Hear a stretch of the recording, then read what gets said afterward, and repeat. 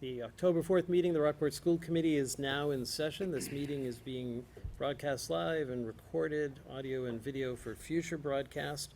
First item of business is the approval of minutes from September 20th. Are there any, we were all here for that, so we can all vote. Are there any corrections or amendments to those minutes? Nope. Do I have a motion to approve?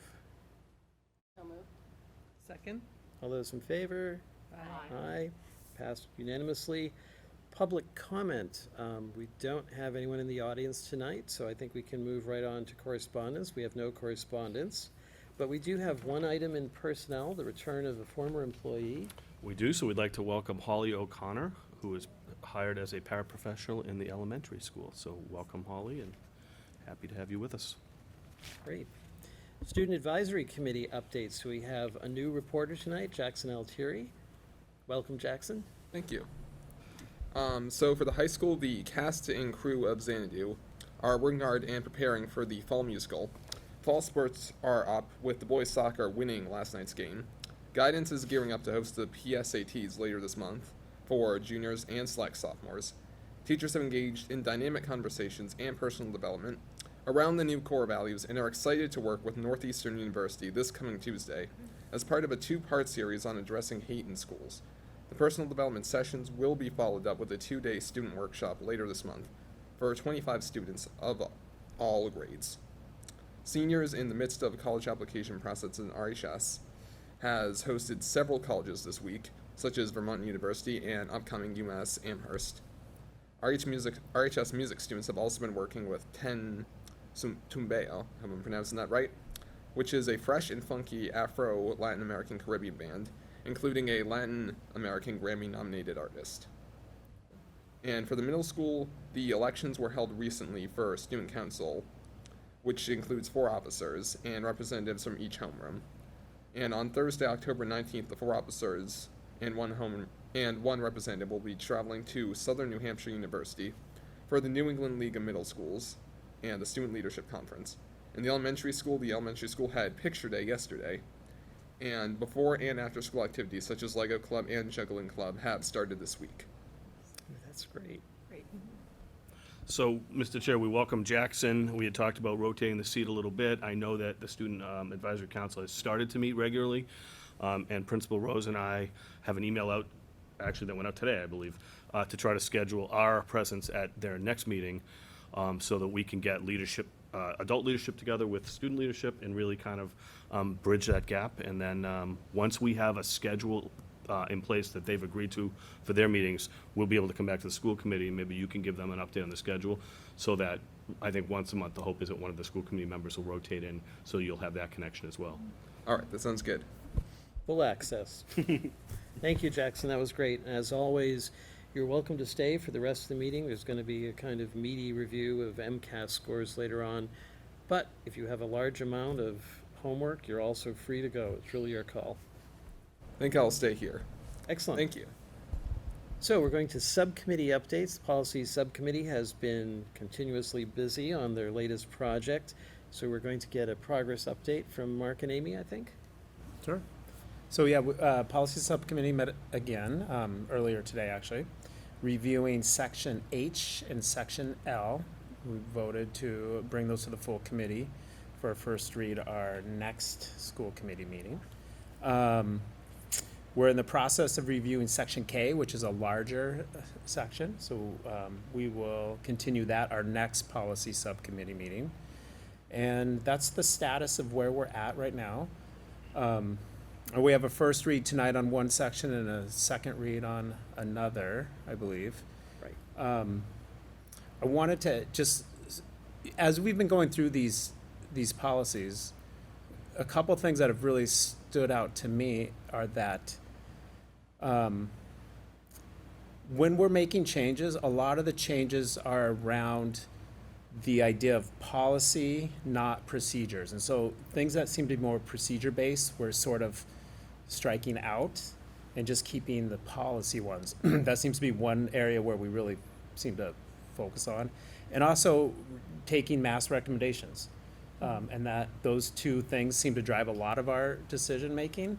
I think Amy had a few others, though, if you want to chime in. Well, I remember that last. Sorry. Thank you. I remember that last time we met, our chairman asked whether there was anything that was particularly interesting, perhaps, that we might want to call to your attention. And so as we do this first read of Section D, I thought you might have been interested to see, for instance, here's an example of something that will be more specific. And June, I bet you're all over this already. But policy DJE deals with procurement. And the updated MASC policy sets dollar amounts. So for a purchase under $10,000, we should use sound business practices.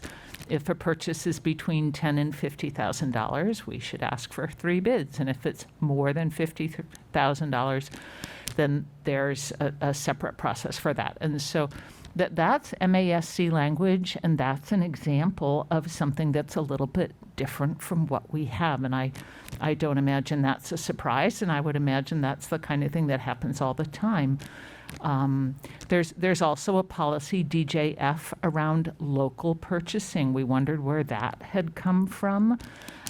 There's nothing like that in policy manuals around the state. It's not something that MASC recommends or has, and so that was one that we thought we could let go as well. So those are some examples of the kinds of changes that are a little more substantive than he, she, they, their, school district, school committee, those kinds of changes. And again, those are just 2 from Section D. So in the folder, you'll see this document that I keep clicking on. So it's in the policy folder. I continuously update the links when we get them from our rep, Alicia, so I've added to that. I think I added to it last week. So every time we have new policies that we're reviewing, you'll see this one document that you'll all be able to click into with your clean changes and with the notes changes. We talked today about how those become public records and basically public references historically for committee members and administrators in the future, right? So they can try to figure out what we're figuring out now is how did we get where we are today? So we're hoping we're going to leave some historical relevance behind for the next group that has to survive policy again. And so we've asked Alicia in the blue sections particularly, so I'm looking at one right now. If I click on, D with changes, for example, and you scroll to one of the policies, you'll see the draft note. There are times, particularly in tonight's meeting, where we asked her to go back and put a little more meat on the bone so that there was a little deeper understanding of why something got struck out or why the MASC policy is the one that's being recommended. So you'll see some of those blues change. And in reference to the financial policies, the financial updates, MASC isn't always caught up with procurement laws. So just like we've talked about the principals and assistant principals reviewing the academic changes to the student policies, June's going to take a look. These are first reads for a reason. So June's going to take a look at first reads, and then she's going to go through them. I'll get back to Alicia with any discrepancies in practice and policy and law, and then we'll bring that back to the subcommittee at the next meeting before we do a second read. That way we don't have to talk about it too much. Yeah. Are we allowed to do a hyperlink to the Office of the Inspector General, so those charts So they're not- would be there? So they're going to house our policies. MASC houses our policies, so what they will put in is references, just like we shouldn't reference our procedures because they change. Those documents will change too, so the policy just needs to state them. And then there'll be references at the bottom, like you'll see here, source, and then that particular office will be. But this, I'm also curious if we should be naming the money amounts or if it simply should be in accordance with. Yes. So that's why, instead of us doing it as a full committee, you're gonna look at the first read. We'll get back to Alicia, and then I'll make a recommendation back to the subcommittee. That is for the my second concern, read. because they review them annually, know. and you would be in that position that you stated in prior meetings that you don't want to be in, that you're constantly doing. The 50,000, for example, is now already 100. So that's already changed. So they're reviewing as the economy grows and as the cost of living changes. Those amounts are in constant flux. Okay, So perfect. I agree with that, what you Perfect. said. Amy, do you recall, because that's really kind of interesting, the policy about local purchasing, was that just given? That's DJF. DJF. Yep. Just really interested. DJ.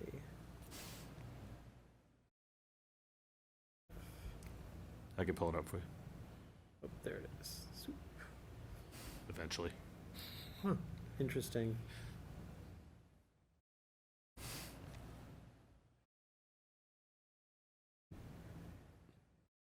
So you'll see like the recommended strikeouts, you'll see the language. Did I just miss it? Yeah. There it is, thank you. It's fascinating to go through these policies and to wonder what might have been the conversation in 2001 when this was last updated. And there's enormous amount in here, and so it's wonderful to have the help of MASC. And it's also very interesting to see this is an example of a completely local policy that you don't find in other districts. And so I tried to anticipate that question, Michael, to say, and this is one that you might be interested in. Well, it really underlines the value of going through this exercise with the mask representative, because we wouldn't have any insight into what's peculiar or vestigial in our own policy. Her perspective is great. Yeah, Yeah, very helpful, I think. great. So, just so that we all know, so, Mr. Chair, we'll need a motion to accept the clean versions of policy D as a first read, and then that will mean you'll have another 2 weeks to take a look at them on your own. June will have a particular interest in the financial ones, and then if for some reason there are any updates, we'll make those changes at the next, potentially the next policy meeting. Right, but before we go there, was there anything that the subcommittee wanted to bring to our attention relative to the second read of C and F? I would have one. I went through again section C and F just to make sure that there was not something that you might really not have noticed. And in section F, there's a new policy being added, section FFA, and that regards memorials. This, I think, is a really smart and thoughtful policy that a school committee and a superintendent and a principal would need. This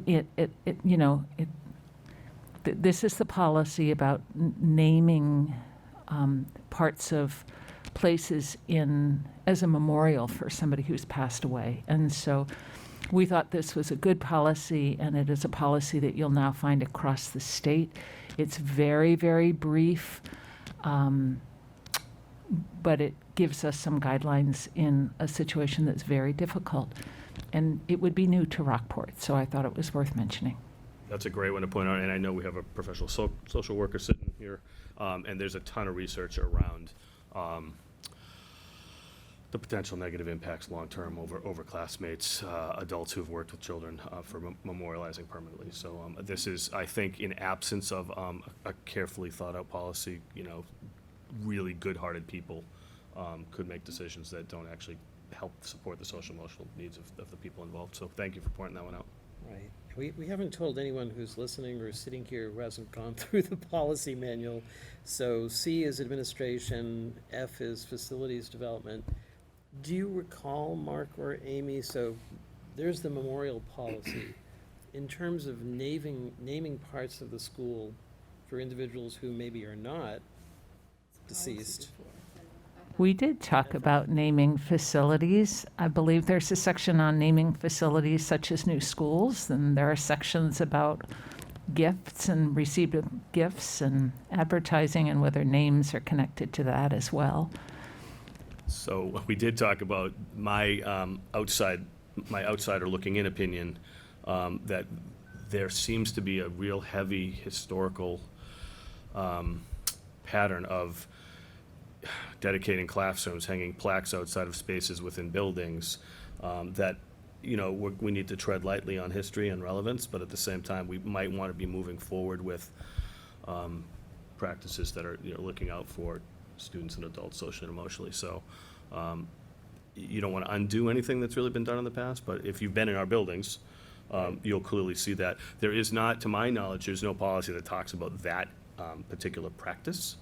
I don't mind bringing that up if you think that's a good one to maybe weave into The reason the I- naming policy. Yeah, the reason I bring it up is in my tenure here, there have been occasions where the school committee is informed of the wonderful naming of a new part of the building that happened last week. And as much as all of these individuals, I'm sure, are special, we've also seen, some names having multiple things named after them. And I think just a policy would help that, because it's certainly wonderful to celebrate these long-term contributors, but I think we need a mechanism to make sure that the public is reassured that this is not just about, this is our favorite individual. There's some criteria for evaluating that. Otherwise, it starts to look like a mausoleum or like a, Mhm.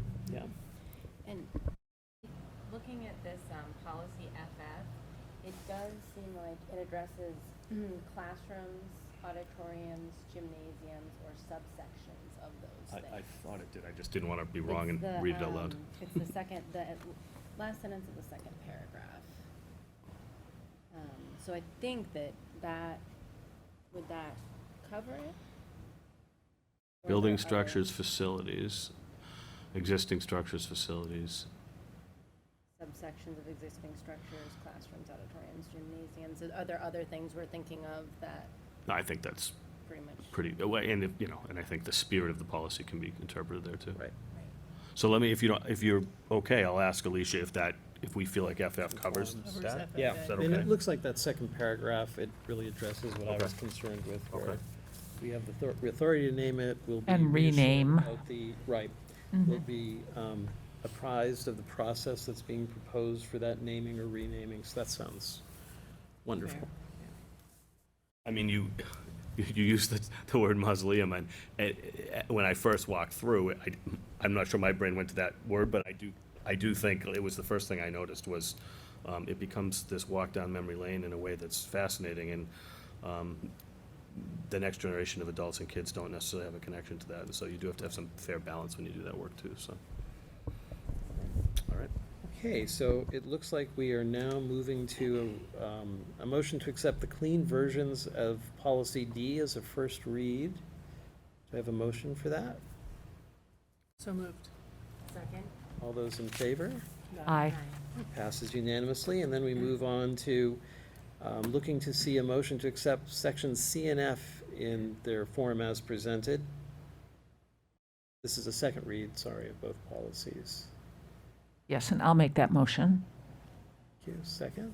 Second. All those in favor? Aye. Right, that passes unanimously. We move on to an update on the Capital Improvement Planning Committee request. So on the next two slides, we have laid out this year's Capital Asset Planning Committee request with the cheat sheet.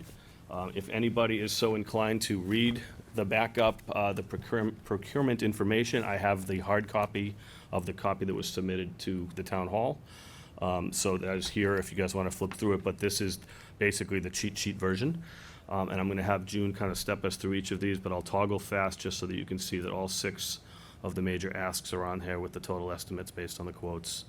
The policy title, we're required by process to rank order them. So we've done that, and then I've kind of taken from all of the paperwork that June did, I tried to create like a 3 or 4 or 5 sentence cheat sheet for us tonight, so all yours.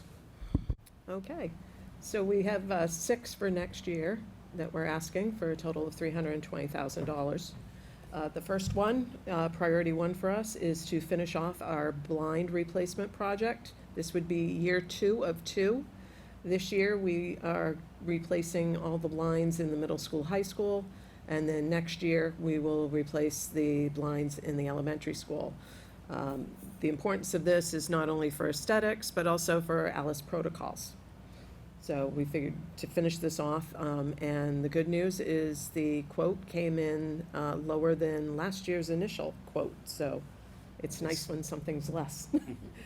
The second one is the continuation of our carpet removal tile replacement in the elementary school. There are certain rooms in the elementary that are under the old style of half carpet, half tile. We have replaced 50% of that, and we want to complete it next year. The quote also came in under the previous year.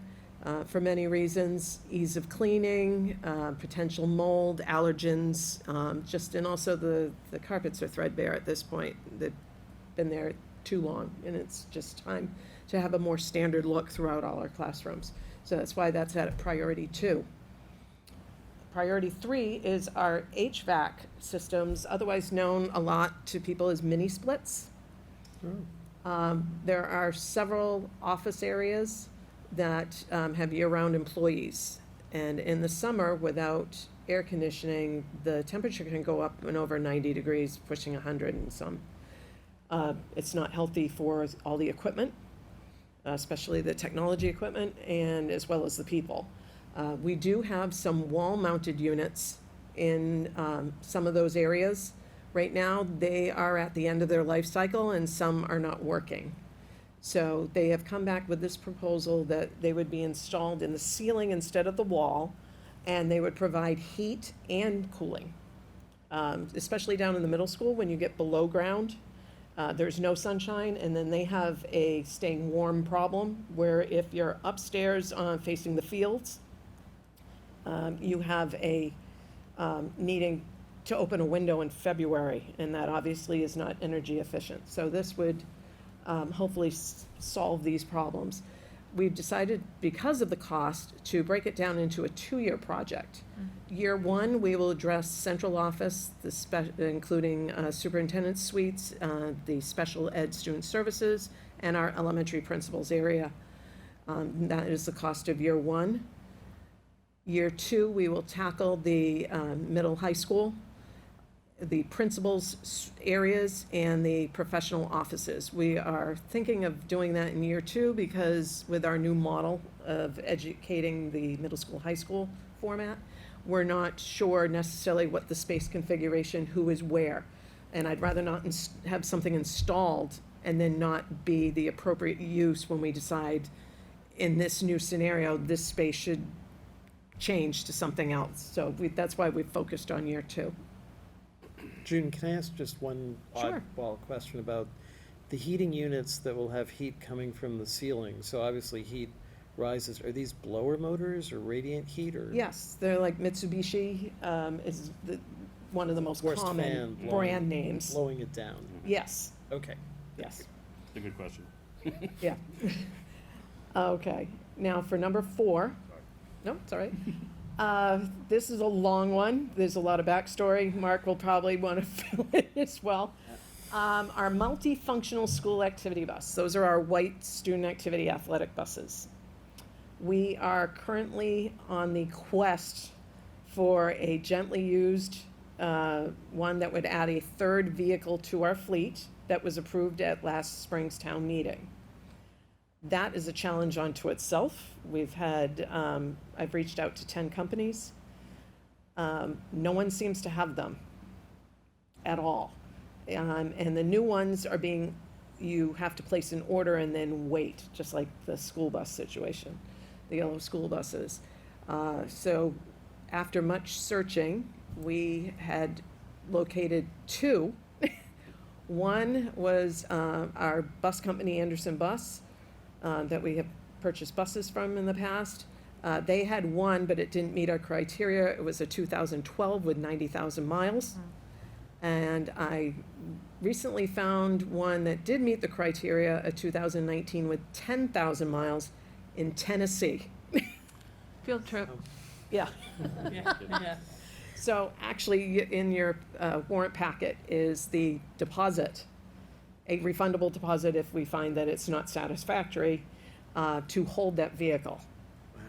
That is actually the alternative vehicle because the one that I had originally looked into through this company sold the day after. And as of today, I found out that 90,000 mile one that was in New England was bought on cash in hand this weekend.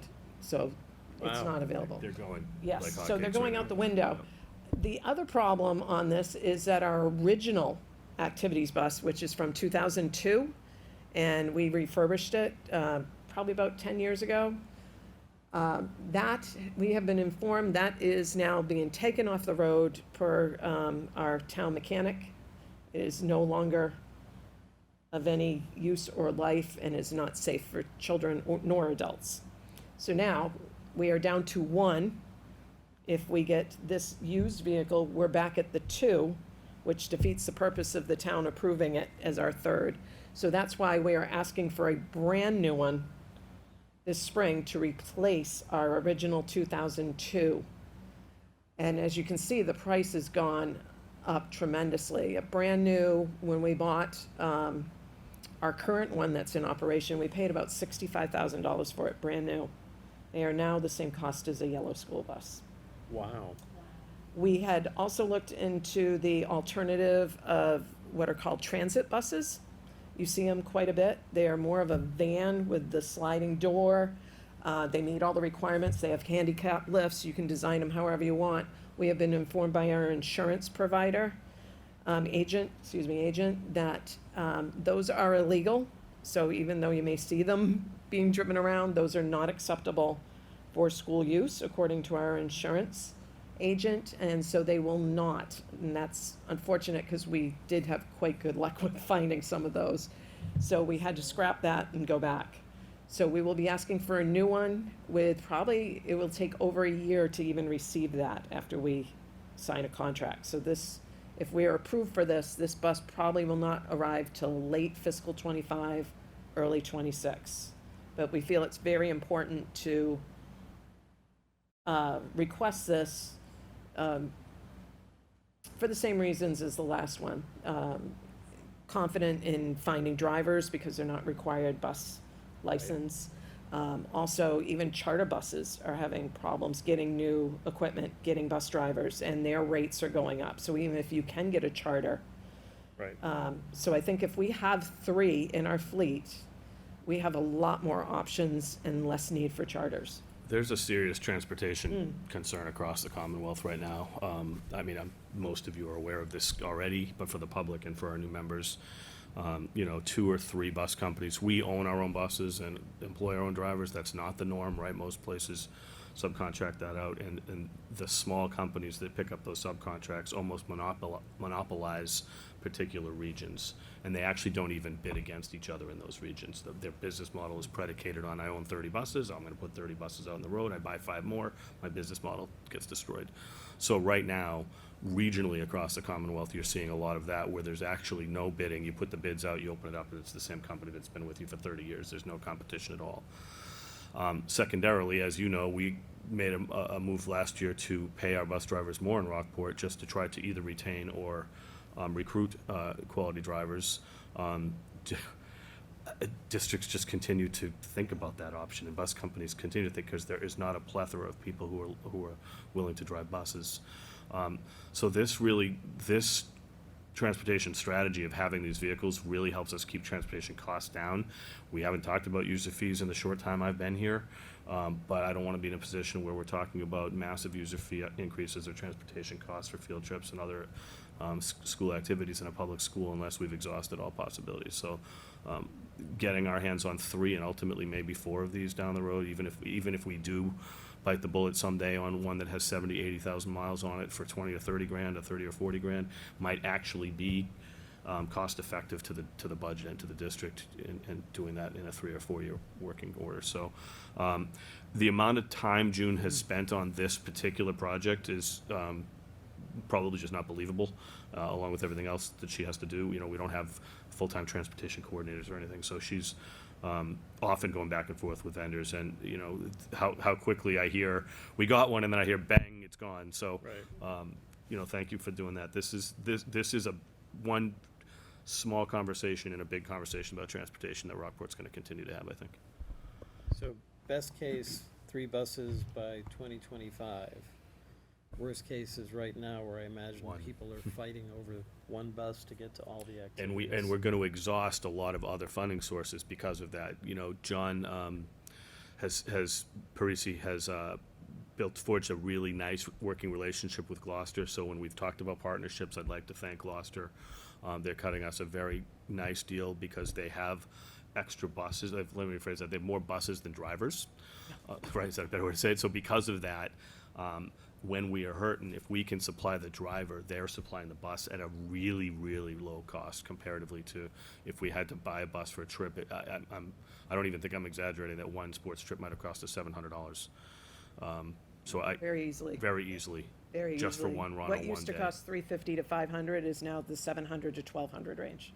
So every time we get to use our own vehicle, or every time we partner with Gloucester and pay our drivers and just pay their very nominal fee, you know, we have a cost avoidance situation that's pretty positive. But we're gonna be stressed by the end of the year, and I don't want the athletic director to fully deplete his resources as well over transportation. So we'll keep you abreast on this. I have a feeling I'll be giving more transportation updates this year than last year.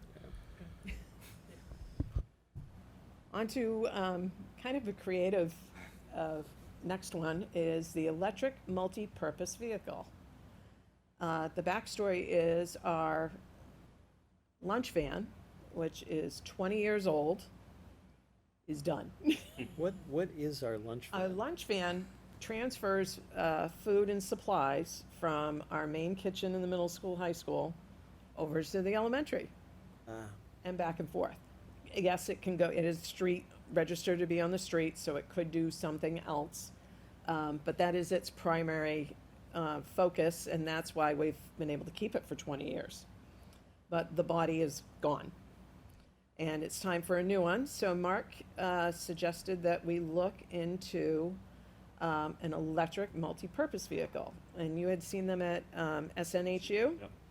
And we looked it up and we kind of built one from scratch to kind of see what was out there. And the idea of it is a four-wheeler with a box on the back that you could, so they could do their food runs. But then also the way the box comes, it can hold 4-foot ladders and equipment. So after that short run, then maybe the maintenance department could use it and get out to the back corners of the field, or the athletic department could use it. They are street legal, up to 35 miles an hour. Whether that's allowed in Rockport, I do not know, but it's the general sales pitch of them. I think it's good that we're going green. They just plug into a regular outlet, which is something different. Regular And outlet. usually we used Polaris as an example because that seems to be an industry name that everyone would understand when they hear Polaris. It obviously doesn't have to be a Polaris, but it can hold and tow a lot, so it could tow up to $1,200. Oh, okay. I'll pass that, if you don't mind. I'll pass it, and then if you swipe one direction, you'll see the inside of it. It's a little like an ATV with a giant box Yes, in the with a back. box, yeah. Yeah. Much heavier duty. It's got towing capacity. It's got a ladder top. Windshield wipers. Windshield wipers. It's got a Seat four. belts. Yeah, if you Yeah, swipe one it's direction, street Mark, you'll see legal. the inside of it. Yes. You know, I feel like it helps us move forward in our green initiatives in the community. It helps us replace, an old gas guzzler that's really not being efficiently used. Right. In a really creative way, and we're gonna be able to have 3, 4, 5 departments benefit from having Right, this and a vehicle. van, I mean, we all know the price of automobiles, Yep. they're going up, and, to price out a van Yep. would probably be a lot more than $32,000. Yeah. Our final one, and that just came up in a district leadership team discussion, is the cafeteria tables in our middle school, high school. Those are original to the 1990s, and they're a round table with loose chairs. There used to be 20-something of them. There are now 18. You can see where this is going. They're falling apart. They're unattractive. They're difficult to, now a custodian has to lift every single chair, 160 chairs, move them out of the way, and the tables, slide them out of the way just to even clean the room on a daily basis, never mind what has to be done for cheering to use the facility as their practice room or any other group, that college prep night, whatnot. So we have come up with discussions with the middle school and high school that they would like 20 round tables. They traditionally have 8 attached stools, but instead we would do 7, so 1 spot for a wheelchair or other physically challenged person could sit there as well and and we figured to do that in all 20 tables to be fully inclusive. The good thing about these, they fold in the middle with the stools attached, and they're on casters. So now you can easily move them, you can do different configurations, and strangely enough, there was a hot debate on rectangle versus round. I did not know that that would be such a hot discussion. We went with round just for the closeness of positions, of socialization. Also, if it's not even food, if it's a club or another group or a classroom using it, with a round, you're promoting equal contributions to an activity or project at the table. So that is why we've gone with round. And that is the cost of those. We have made that the last priority. Not that it's diminishing that we would like them. I feel that's the trend, is we are going to be addressing the furniture needs of the district as we go forward, because all of the furniture in the schools is pushing 30+ years. So the total ask is just over 320,000. We feel like that's a good representation of what our immediate needs are. And we're going to do the work in 2-year chunks, even though they ask for the 5-year projection. It's kind of difficult to give a real detailed 5-year. And so every year we'll keep coming back with our 1- and 2-year plans and hope that it supports the direction we're going. So, Do we know, relative to the round 7 rather than 8 stool tables, not all middle schoolers come in the same size package? Do we know if 2 adults sat side by side, would there be room? Because Yes. that would answer the question Yeah. of, It's called a 17-inch stool, and they're made for 5th grade through adults. okay, yeah, so they're measured off to have enough capacity left to right. okay. And this was a discussion that June and I had, I believe, on the side that when we were going back and forth with how many of the 7 versus the 8 seats, and when we talked about inclusivity, we said we have to have every single table. So Right. to purchase every single table that way makes the most sense. Also gives flexibility, so that it does not necessarily have to be a wheelchair-bound person. It could be another person with physical challenges who just has to sit in a chair differently than someone else. Right. So it offers, just like our classrooms offer wobble seats, flexible seats, standing desks, that could actually be a standing desk opportunity for a kid Yeah. who wants to stand in that opening and just have a raised on top to eat. Or if we're in a professional development, or if students are doing group work, it offers that flexible seating as well. That's great. So that's, I think, all we That's have all for of our them capital update. For fiscal You- 25. Was there something, just out of curiosity, was there something that was desired but didn't make the list because it was just gonna make too large? Yes, actually, and it's not just for that reason. Our walkways in front of the middle school, high school, we would like the whole area redesigned and replaced, as well as some other additional walkways out there. In all honesty, it was impossible to get a quote in time by the Right. strict deadline. This is their busy season. So companies weren't willing to even spend the time doing that. They're getting all their state work, their road work before the cold weather sets in. I did have a conversation with the town administrator regarding a couple of areas of serious concern for Kirk. And as in the past, Mitch has offered that the town would may be willing to assist us in coming up and removing a certain section here or there that are considered a hazard or a danger, or, Right. just a complete eyesore. That a quick fix could be done on that, and then we could tackle a big project and put it in next year. I also asked if there was some magic money that magically appeared out of thin air, that if we could possibly submit a late submission Right. for that. And he was very accommodating, so thank you, Mitch, for even taking the time to listen to that And I think there's wacky some, suggestion on there's my some part. serious high traffic areas. You go out the Yes. back of the elementary school, that's out the back door all the time from the Yeah. end of the gym. it's a heavy traveled area, and that's pretty beat up. And we have had some inconsistencies. Some is asphalt, and some is cement laid, and, you know, that's not a best practice either, but every municipality tends to do that. They go with the expensive stuff, then they patch it up, then they patch it up again. We do this to tennis courts, we do this to parking lots, we do this to walkways, and we never do what you're really supposed to do, which is tear everything up, reset your land, get it pitched for drainage, and then put the new stuff in.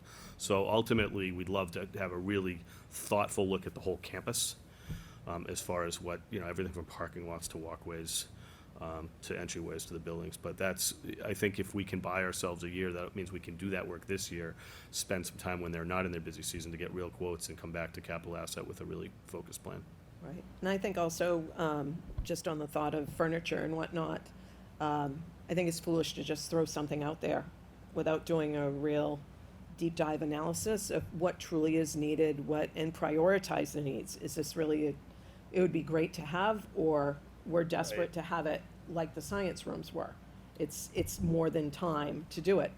And then we need to, I could see a multi-year plan on that, more than a 2-year plan. But that takes time and vision.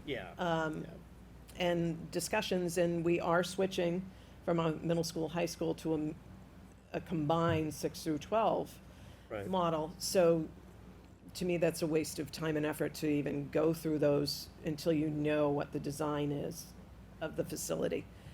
The final thing I would say that maybe wasn't left out, and that I believe would maybe be more of a town project, but with a school ask, is to address actually not resurfacing the tennis courts, but actually digging them up and rebuilding them from scratch. And I think that's more of an actual town side, where the school has in the past resurfaced them in a capital project. I don't think that's necessarily our wheelhouse in a public works way. I The mean, town did address the tennis courts on the other side of town in a really thoughtful way, so I do think there's some history there that we could kind of leverage to take a look at how we're gonna do the work. But that would be something that needs to be probably looked at, but not next year. And we have the opportunity, next year, there'll be a similar process where we potentially could amend or resequence what we're asking for, so. Most definitely. An example of that is our elementary gym, where we had requested and received funds to totally rip the floor up and lay down a new floor. And we came up with a different solution of a patch and fixing some water issues and a resurface for a fraction of it, which saved the town money that we were able to give back. And I think with the wood that's there, they don't make wood like that anymore. It was actually a benefit to go back and say, we don't need this. Right. So this ask is now at the town hall. Capital Improvement Planning Committee will take a look at it. We'll be visiting with them, going through the process. We will explain answer any of the questions they have, and then it'll be on the town meeting floor. Is there a separate process entirely for windows, roofing, plumbing, electrical, big ticket So items? MSBA, Massachusetts School Building Authority, is the governing body for that work. And you can do full building projects, or you can do what's called an accelerated repair. And so school districts often apply for accelerated repairs through MSBA. It's grant funded, partially covered between MSBA and the town. It's a partnership coverage, based on going through the appropriate vendors, et cetera, but that's for HVAC, windows, boilers, you know. So again, that's another conversation that, when I first got here and did the walkthroughs with Kirk, we know that's gonna take some time. We wanna make sure we have our configurations right, we understand our class size, we have a direction, all of that in the first couple of years here. And then once I feel confident, then I'll feel more confident having conversations with Kirk about investments in the envelope of the building, so to speak. So this capital improvement is stuff that it is not attached to the building. It's furniture, it is also HVAC, It could it's be. flooring. It could be attached to the building. It doesn't, the Capital Improvement Planning Committee is the town's money, the town's budget. Whereas MSBA is state-funded grant programming. And they are bigger projects, is that Yeah, sort of? Yeah, if you could build a new school, you have to go through MSBA, yeah. Thank you. We did use MSBA about 12, 15 years ago when we replaced our roofs. Right. Yeah. Great. Those were $1 million projects, each roof. Thank you, June. That was nice. So I think Jackson might have mentioned the New England League of Middle School Student Leadership Conference, and we have here. Did. So Mr. Rodman is putting this through. I think, if you recall, they took a group of students last year as well. And I took this screenshot on purpose because I wanted to show you how popular this event is. It was a new event, I believe, last year that NELMS, which Mr. Rodman is affiliated with, put out there. And the one we're attending at SNHU is actually already sold out. And then they're doing one out in Western Mass in Springfield. Really popular. So in your drive, you have the handwritten ask that comes to central office. Small number of kids traveling to SNHU to do a student leadership conference, and because it's out of state, we're just looking for an approval for an out-of-state field trip. So I think You want me to pull that up for you? that would be great, because that would have the, It's going to require me finding the folder. Give me a second. doing the same thing. Got it.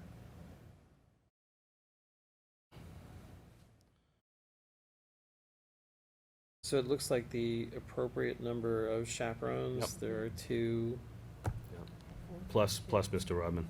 Yep. flavors. 5 students. They'll spend the day up there, leave about 7 o'clock. They get back on the vehicle to come home around 2:30. We are using the school activity bus for this one. And again, there's no cost to this field trip right now, with the exception of students who might want to buy lunch instead of bagging lunch. So, when we use our own vehicles, we often charge a modest fee that's tied into this, but in this particular case, because it's a leadership activity, I believe the principal's budget is covering the cost. Great. So, any questions about this field trip request? If not, do we have a motion to approve the 10-19 field trip for the New England League of Middle School Student Leadership Conference? So moved? Second. All those in favor? Aye, great. Passes unanimously, and now on to the main event. So I will ask Jody Goodyear to come up the table in her role as Director of Curriculum Instruction and Assessment. Pull this up. And we have done a lot of work in a short amount of time to pull this together. We want to get the information in faculty's hands as quickly as possible, but at the same time, we don't want to rush that process. We'll make sure our data is correct. We want to make sure we're using the right reports, and that we have a protocol in place to get the best bang for our buck when we go through the review. So Jody and I will kind of tag team on this one tonight and step you through the slide deck. And Mr. Chair, you can do either. You can, which might make the most sense, just pause on slide after slide if you have questions that way. Also in your drive, along with the slide deck, is the two-sided results summary. So if you're if you like it written out, you have it here. And this year, for the first time, since I've been here, we've given you the 2-year cohort data, Exciting. which is the most impactful data for me when it comes to student growth and achievement, is looking at apples to apples data. So without further ado, I'll turn it over to Jody, and she'll step us through. We're going to do two pieces really tonight. We're going to talk about accountability, and we're going to talk about growth and achievement in kind of two separate categories. You saw these in our last school committee meeting. They were really tiny font, and they had like 17 listed. So I pulled out just the accountability information and indicators from where we scored and up, so that you can see that we have some schools that are marked as substantial progress towards targets, all the way to a school of recognition. So the criterion is here. We don't have to belabor it too much, but just wanted the committee to have kind of a similar knowledge base that we have. Similar to Chapter 70, I'm not even going to pretend to try to explain to the committee what the criterion is for the targets. They put together really deep targets that include everything from achievement, growth, socioeconomics, student identifying groups, and we'll see some of that on the next couple of slides, but it's a really insane looking mathematical representation, and then they basically give us our targets. We use the targets after the fact as data, but what we really do and what we're gonna talk about proudly tonight is the steps that we're gonna take with students by name that's gonna help us move the data forward. And my experience is when you focus on students by name and you focus on growth and achievement, the targets take care of themselves, and I think that's the celebration that we have at the middle school tonight that we can talk about. This is just a quick high-level view so you can see across the whole Commonwealth. This is how the accountability system breaks out. So this is by category, amount of school districts, so you can see how many school districts across the Commonwealth out of the 390 districts met or exceeded targets. We're substantially progressing, moderately, et cetera. And on the right-hand side, this is schools, so just over 1,600 schools in the MCAS cycle, so to speak.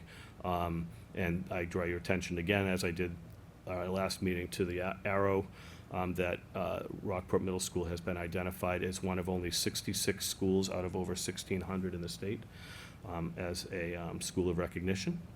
And when we get to that data, Jody will slow down a little bit and talk us through the proud moments that we see in our data, and also some areas for growth as well, because there's always the flip side to that coin when you're looking at student growth and achievement. Yeah, if you are really into the data, Yep. if you're into the data, these reports are available on the DESI profile page. They're public records, so you can pop through them and see where we met our targets, where we exceeded our targets, where we declined. So that information is out there. This slide steps us through our accountability groups, and I think it's really important for all of us in the community to recognize who our students are. So this is out of the students that took the MCAS in grades 3 through 8 and at the high school level. This is how our students break out, a total of 342 students taking the exams. And then I won't read the whole thing too, but this breaks us out into groups of high needs, low income, L, et cetera. So this, to me, is a really impactful profile so that we can start to get a feel for who our students are. And Jody has put together on the side a little cheat sheet for all of us, so we have a real good understanding of how the state defines high needs and how the state defines low income. So I'll pause on this. Does anybody have any questions about our accountability groups? As you can see, we might have some really small numbers, so we won't discuss the small numbers too much because we have to be real careful not to identify students and families. But in general, is there anything on this page that jumps out at anybody? Any questions? I'm sorry, Or go back a page if you'd like. I'm lagging by one page. Do we know, just anecdotally, in terms of School of Recognition, 66 out of 1,600, that's really impressive. Mm-hmm. Do we know if any other Cape Ann or North Shore schools had the same recognition? I have the list, I just don't have it at my fingertips, but I Okay. would be happy to let the committee know that. Okay, that would be interesting.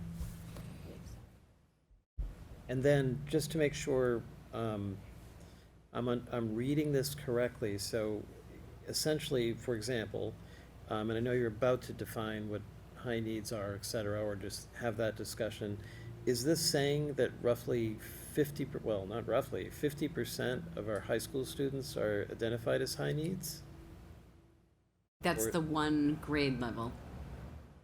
The accountability is just for the students who took MCAS. Took the test, so we had 46 students take the test. So in Right. that cohort, yes. Yes, in that particular group Okay, of so students. it is a yes. So I was actually that was my one comment, is to have another column with the percentages, not just the raw numbers. Yeah, so we've gone back and forth over that.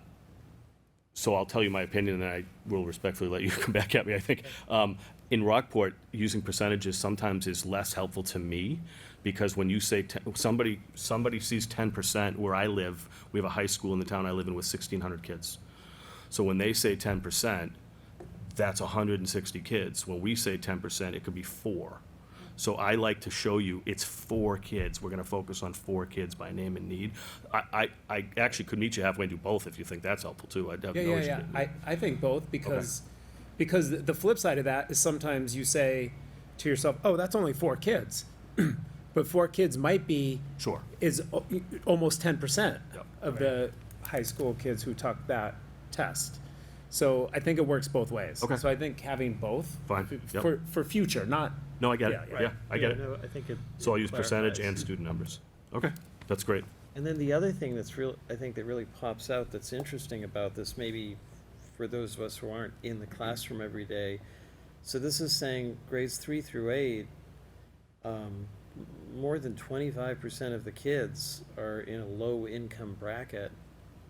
I think that's not necessarily maybe the perception of people about kids in Rockport, and that has its own whole world of attendant concerns and issues and support needs. So I think that's fascinating. So we have that conversation internally all the time, that we are actually not surprised, because we know our kids and our families, Right. but I do believe that the general Rockport community might respectfully not be aware of that all the time, and I'm confident that the greater community is not aware of that, because many people, you know, and I'll use my own neighbors and friends as an example.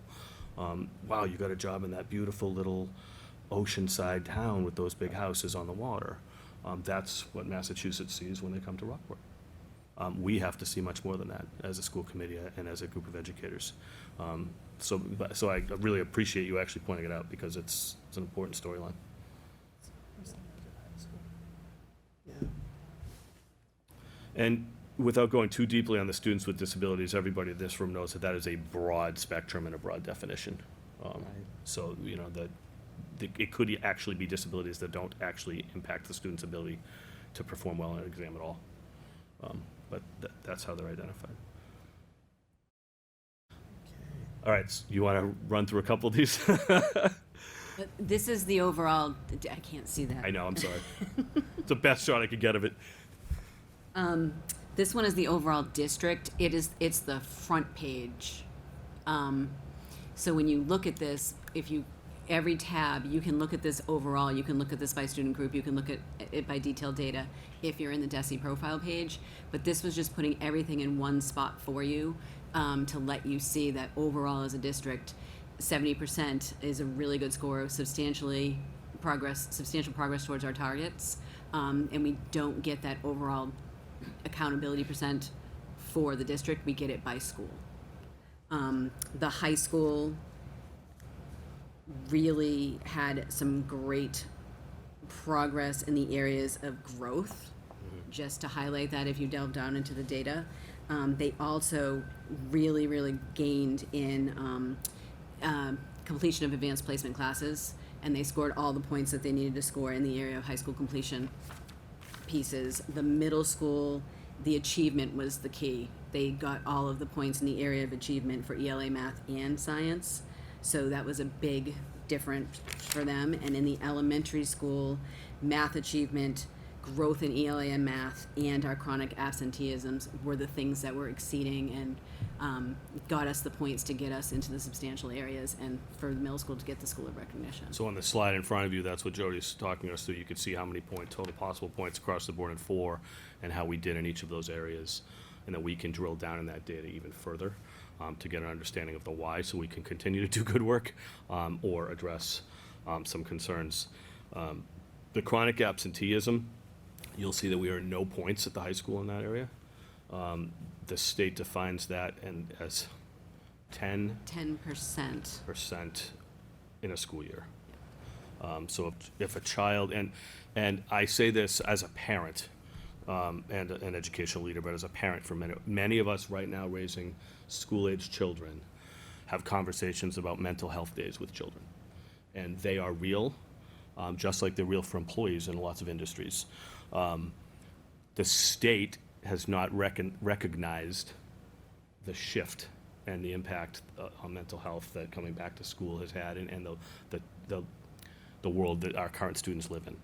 So when we give our kids permission to take that mental health day, we might not know that our kid just ticked up and over a chronic absenteeism cut line. And we're having internal conversations about, is that really something we want to talk with families about? Or is it really more important that kids are attending school on a regular basis and achieving and growing?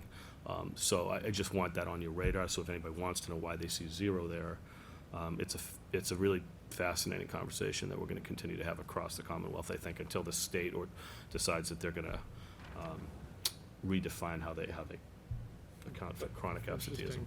I think with that absenteeism, I'm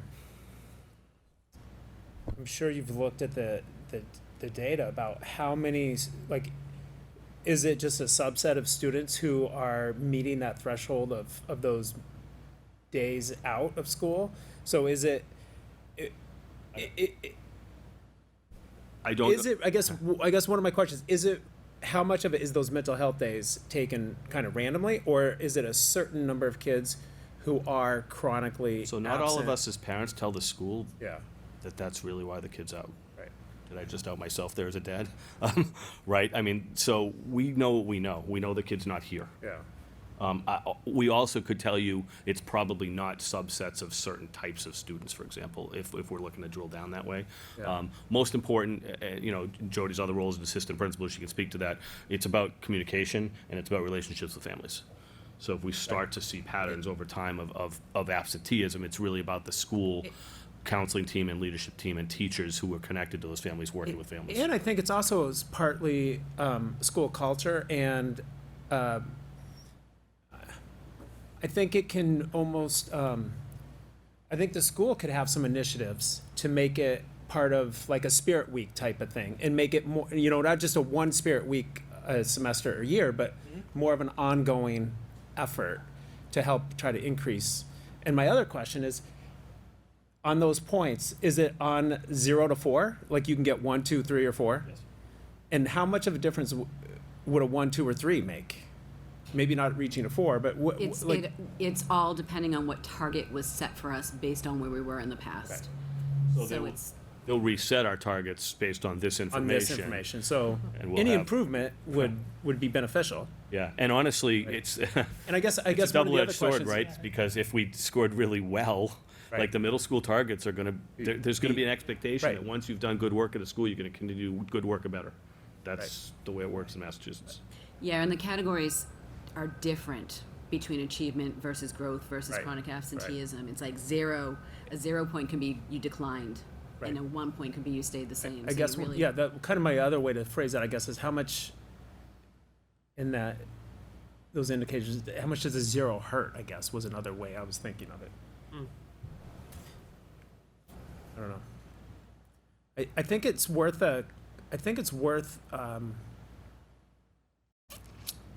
some more, I don't know. I feel like it's important, like, Yeah, so- obviously, if you're not in class, if you're not in school, you're not making So progress chronic towards those, yeah. absenteeism aside, my experience is, and I'll probably say this too many times tonight, if we focus on growth and achievement, individual kids, okay, and we have that data. Right. And we collect lots of other pieces of data other than the MCAS, this stuff actually takes care of itself. Will take care of Yeah. itself, yeah. Yeah, Sure.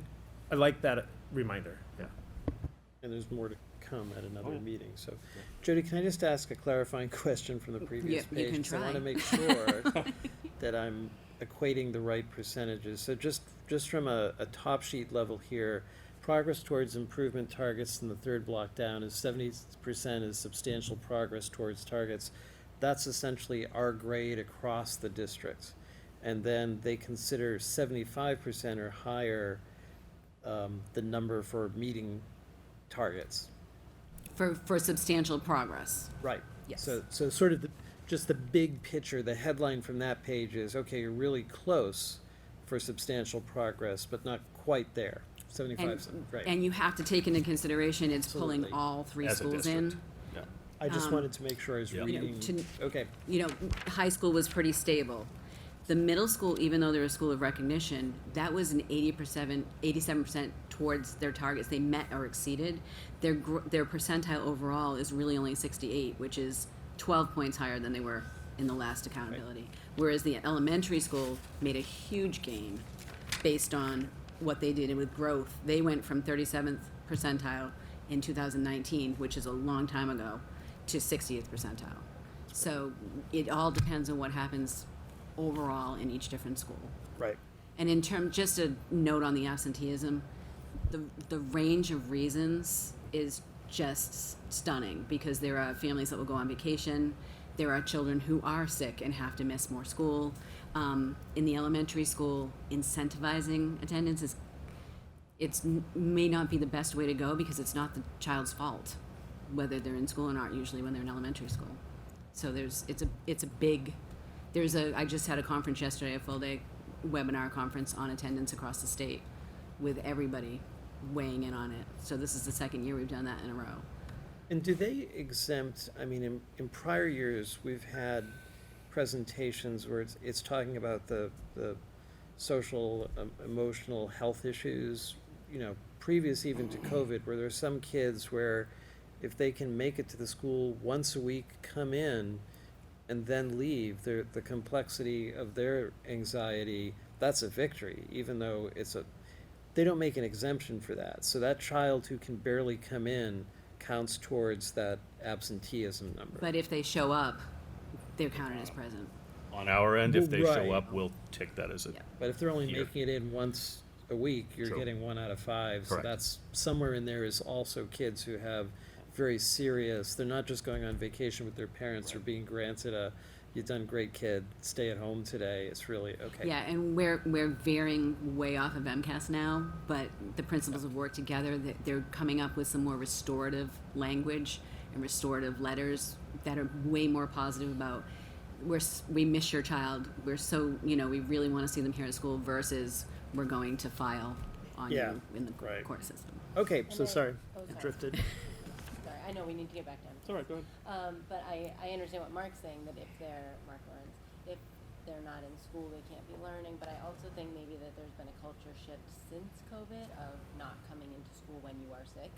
Oh, yeah, Oh, right, absolutely, right, yeah. absolutely. You know, I remember we used to do not that long ago, the perfect attendance awards and all Yeah, those no kind of things, and so I think that maybe there's some of that, Yeah. Yeah. not coming to school when you're sick, and there's Yeah. a culture of that, and I think the kids are fairly, at least the older kids are fairly responsible in that way, they don't wanna come to school Yeah. when they're sick, so. Yep. So just to put closure on that, we'll keep working at the school level with families to try to understand it. I'd like to understand how much big impact the chronic absenteeism really has if you look at this slide, because if it's as low as I suspect it could be, then doesn't mean we're not gonna focus on it, but again, if we're focusing on growth and achievement and student progress, and we have a subset of kids not coming for a variety of reasons, it might still not hinder our abilities to get where we need to get, so. As we shift to the actual growth and achievement piece, just a reminder that the state has 4 different achievement levels. This has gone through many iterations since 1993, 4, whenever MCAS first rolled out, dating myself now, I think. 8. 8, I don't know, okay. Yeah, Ed Reform 93, MCAS 98, so it's right around 1998. They used to use harsh words like failure, so even that, we've come a long way with letting people know we're just not quite there yet. So we have not meeting expectations, partially meeting, and exceeding. Those are our 4 achievement categories. And, press the microphone instead of the clicker. Mark, can I ask, I'm sorry, it sounds like I'm always a beat off, but I think I just want to make sure, for that chart, are there any, because we didn't have a tremendous amount of time with this chart, and Yep. there's more to come, but Yep. for the committee, are there any clarifying questions they want to ask about this chart, or is there anything here that?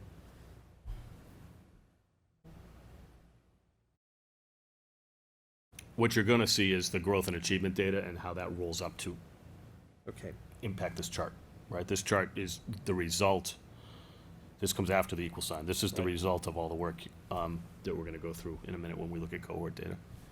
okay, now I'll try and stay in sync. No, that's all right. We won't spend too much time on these. These are just snapshots. If you haven't been a parent with surviving MCAS, or you just haven't looked at them, these are the parent reports. So they come in with lots of detail, 4 pages. They step the parent through all of the different subsections. They tell you where your child is, where they line up compared to the state. And at the bottom of the page on the left, you'll see the individual test questions. They'll even tell you what kind of question the child did or didn't do well on. We get copies of those, all the parent reports digitally, and that is part of our data set, so that they're really good cheat sheets, so to speak, for us. And I can't speak to the current practice, Jody can, but in some situations, teachers have copies of those. They use these along with other data sorts when they get together in their team meetings to understand the child's progress. Yeah, we get a hard copy of them all. That's what goes in the mail to parents. Those went out today. They were delivered to the post office today for parents. And the digital ones, we keep a copy in every student's file, so a teacher can see it, but we have them electronically now too. So. And then as I scroll through these, you'll just see the different versions of these, science and technology, and I gave you the 3 through 8 parent report, and then I gave you the high school parent report. And I don't think they've ever seen this before. Right, so I'm gonna let you slow down on this one, so thank you for including this one. So this is when you get to high school, what score do you actually need to be able to pass? So that you can see that partially meeting doesn't mean that you've met the graduation requirement. There's a split in there. And depending on the score, some students meet the high enough score and have to have an EPP, which is an educational proficiency plan, which we've explained on the next slide. But you can see the difference between the pass level depending on the content area.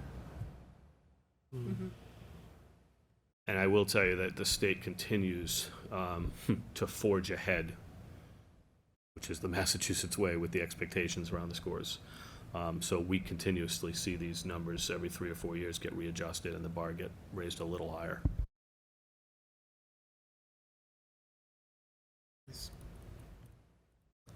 Questions about this before we go on? So if you go to that, go ahead, I'm sorry, Michael. No, I said no, I think it's good. Sorry. Yeah. If you go on to the next slide, you'll see the EPP. Jody's kind of laid out what that looks like. So do you want to talk through like Yeah, so authentically what happens? we look at every single student who's below that 472 or that 486 or whatever the score is, and by name, every single student has to have this plan developed, and they have to meet these expectations if they've fallen in that range. If they're below and have actually failed, then they do the retest. So not every one of the students has to do the retest, so we check every kid. We have to make a document that has their strengths and weaknesses. We chart out their courses for the rest of their high school career, and they have to pass those courses to be able to get the graduation, the diploma at graduation. I know you have questions about this. Could you say that one more time? I'm sorry. Just So one there more are- time. There are students who do not pass. They don't meet the requirement. They take a retest. They have 5 opportunities to retest in their junior and senior year to be able to meet the CD requirement, which is competency determination, to get a high school diploma. There's a group of them that are in between. They just above not passing, but not quite where they're passing. So this is how we track their progress over their next 2 years of high school. And to they do make- not retest if they successfully If they complete their successfully course complete their plan? courses, Thank you. yes, then they do not have to retest. And we have not had anybody have to retest out of this EPP. So.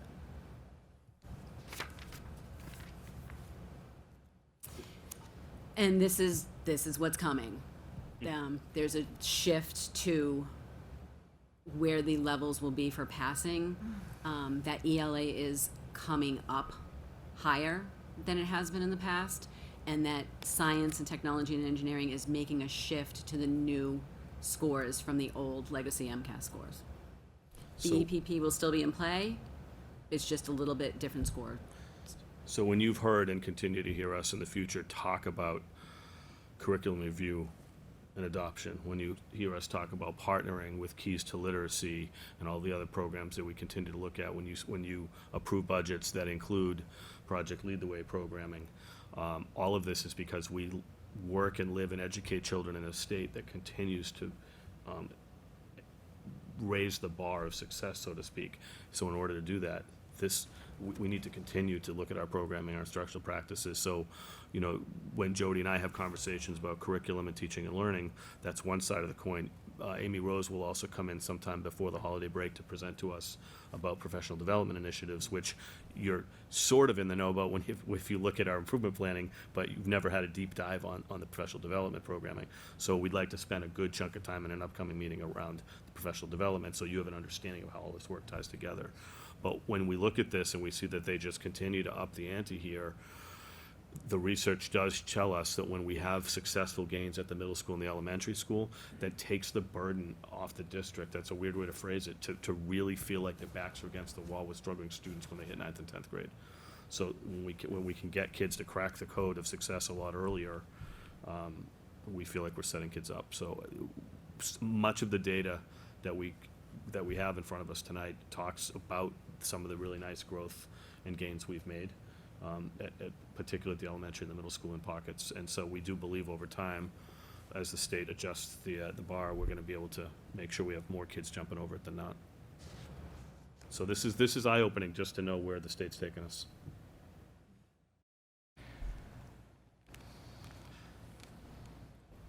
This slide we used last year just as a reminder that the state has shifted to a next generation biology and intro to physics testing, and that they have phased out chemistry and technology engineering testing due to low enrollment numbers for those particular tests. And this is in alignment, or our reorder of programming, so now that we have a physics first model at the high school for the first time this year, helps us set students up for success earlier than we were doing that in the past. So this is just a quick reminder from last year about the reorder of testing at the science level. So now we'll go through two pieces of information. One are screenshots from the overall results summary, and then what we've built for you are 2-year data sets to show you the actual student cohorts by grade. So it's the same data, just presented in different formats. So we'll speak to these slides first, just to point out some highlights in case this is the way you like to see the data. And then when we get to the bar charts, we'll take a little deeper dive and we'll tell you how we're interpreting the success or need areas of growth. So again, we're not focusing too much on the district data because it's a conglomeration, right? So it's there, it's important, but and we've already talked about accountability classification. So nothing on this slide is actually that impactful for us. When we get to the school data, that is. So I'll let Jody take us for a talk through a few of the highlights. You'll see some of the arrows I've dropped in, they coincide with the yellow boxes on the bar charts. So where we've identified some now these are not the only highlights that we'll probably speak to tonight, but there's some that jump out. And so I wanted to highlight the ones that jump out. And if you like to slide between the slides, when you get to the bar charts, you'll see the same yellows indicated in those charts as well.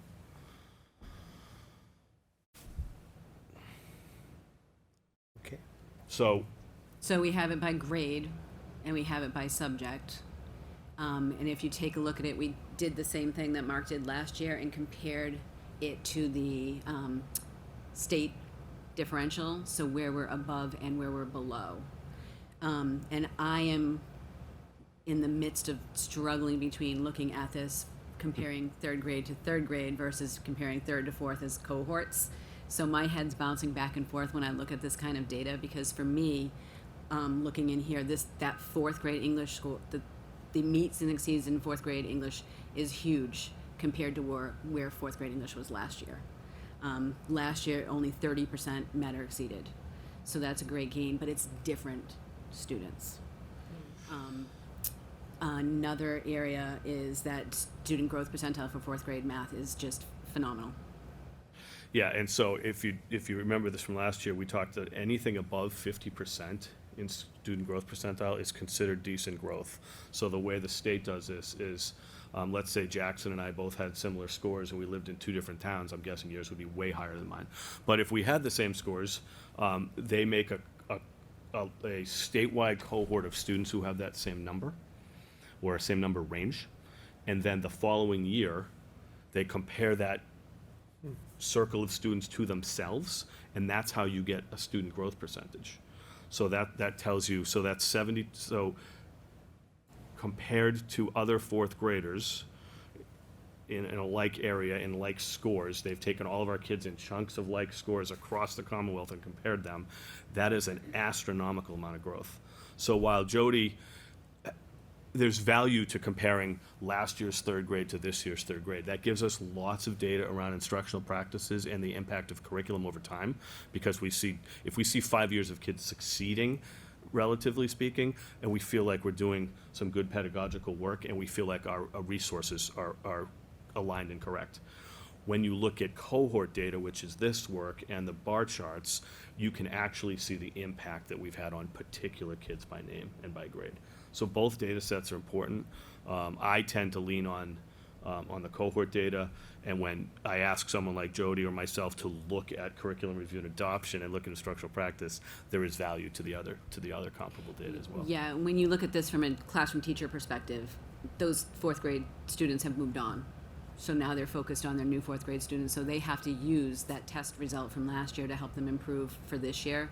So they'll analyze the standards, they'll analyze the curriculum areas, they'll analyze the question types to help improve for the new students, because they've moved on to someone else at And that just so point, people understand what we're asking teachers to do, we're asking them to take a look at the data that they had from last year to make decisions around instructional practices and resources and understand their impact. And then at the same time, if I'm a fourth grade teacher, we ask them to look at the results of their current students that they weren't responsible for getting in the first place. So really thoughtful teachers in a good system of data-driven decision-making are looking at two data sets on two different groups of kids for purposeful reasons. And that's a lot of work.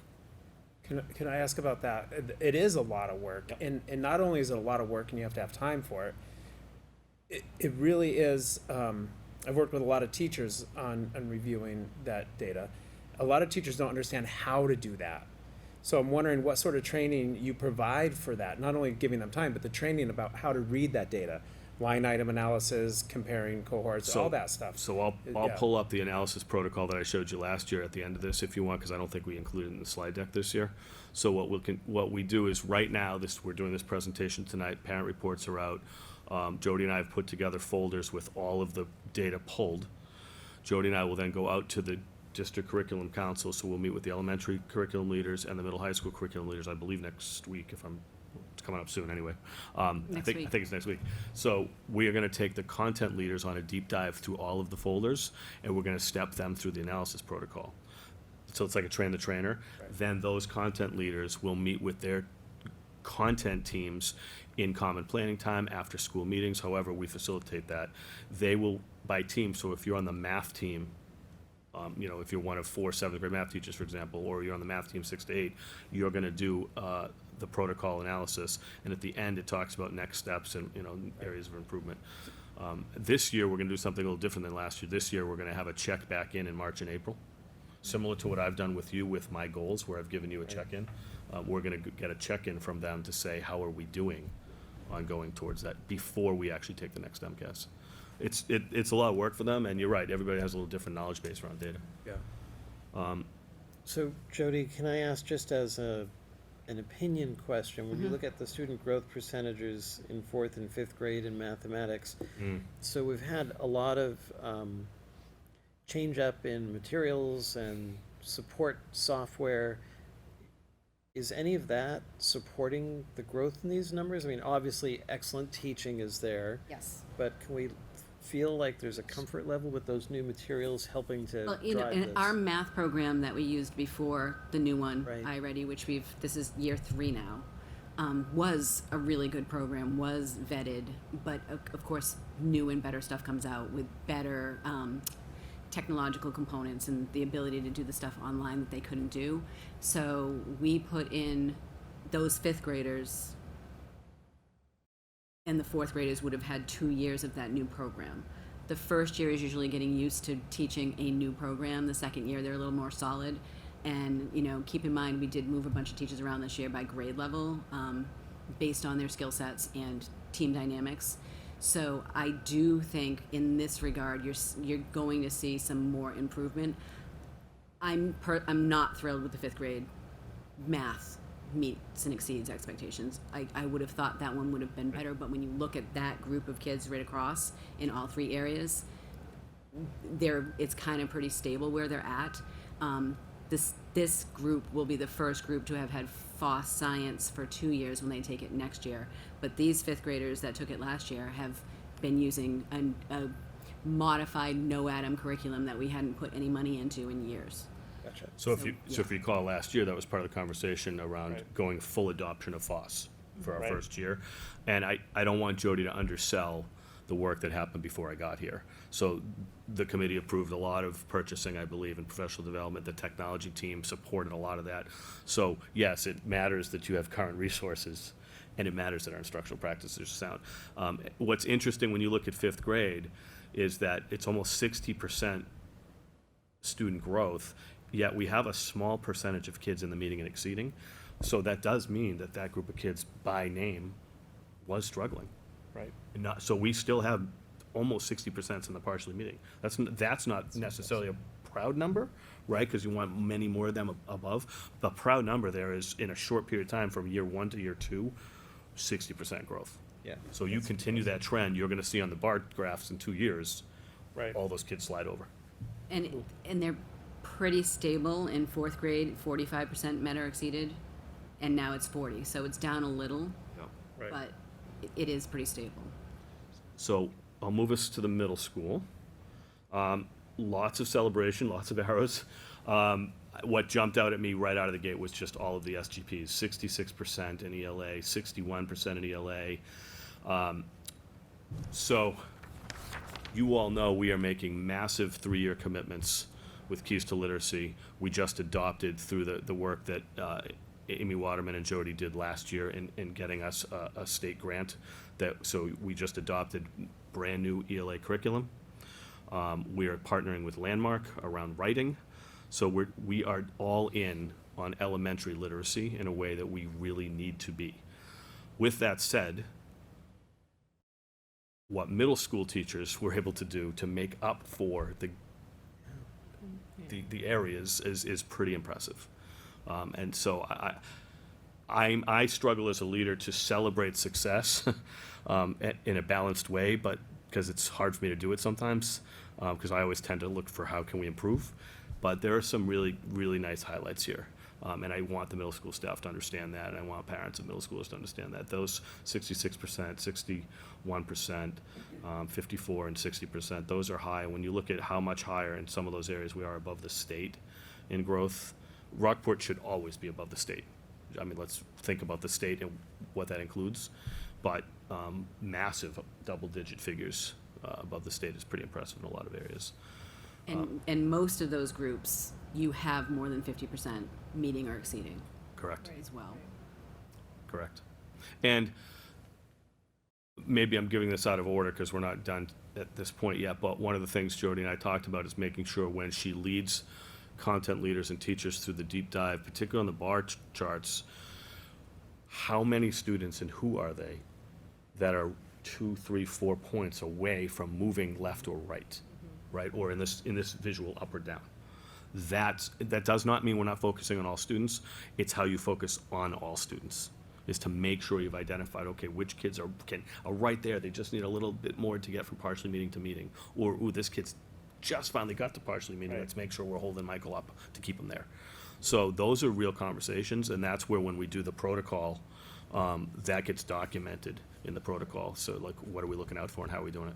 And not just those students who are borderline between those different categories, but I think also looking at the standards and comparing those standards to the state Yeah. differentials as well. Right. The same thing, because those can also be some really places to start with as well. Yeah. Did we miss an entire section of a standard, for example? Yeah. Any other questions on the middle school data around this one? So you talked earlier about the protocols you have and teachers understanding the data and the training you're doing with them.